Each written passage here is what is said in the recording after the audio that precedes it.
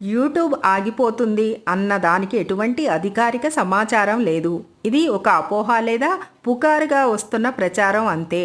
అయితే ఇది కొన్ని కారణాల వల్ల ఇలాంటి మాటలు వస్తున్నాయి. ఏఐ వల్ల, మారుతున్న పద్ధతుల వల్ల. చాలామంది యూట్యూబర్స్ చెప్తున్నట్లు ఏఐ వల్ల వీడియో కంటెంట్ తక్కువగా చూస్తున్నారు అని భావిస్తున్న విషయం ఉన్నది.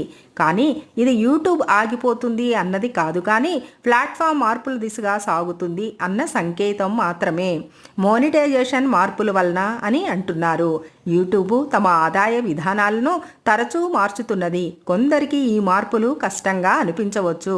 దాంతో వాళ్ళు ఇదేం యూట్యూబ్ ఇక నడవదేమో అని అనుకోవచ్చు. షార్ట్స్ ప్రభావం వల్ల, షార్ట్ వీడియోల ప్రభావం వల్ల లాంగ్ ఫార్మ్ కంటెంట్కు వ్యూస్ తగ్గాయి అని చెప్తారు. కానీ యూట్యూబ్ కూడా షార్ట్స్ ద్వారా చాలా గట్టి పోటీనే ఇస్తున్నది. అంటే ప్లాట్ఫామ్ మార్పులు చేస్తున్నప్పటికీ మూయడం అనేది జరగదు. మొత్తంగా చెప్పాలంటే యూట్యూబ్ ఆగిపోవడం అన్నది పూర్తిగా సత్యం. ఇది గ్లోబల్గా 2వ అతిపెద్ద వెబ్సైట్ మరియు భారీ ఆదాయాన్ని గూగుల్కు ఇస్తున్నది. కాబట్టి ఇది మూయడం అన్న విషయం అసత్యం.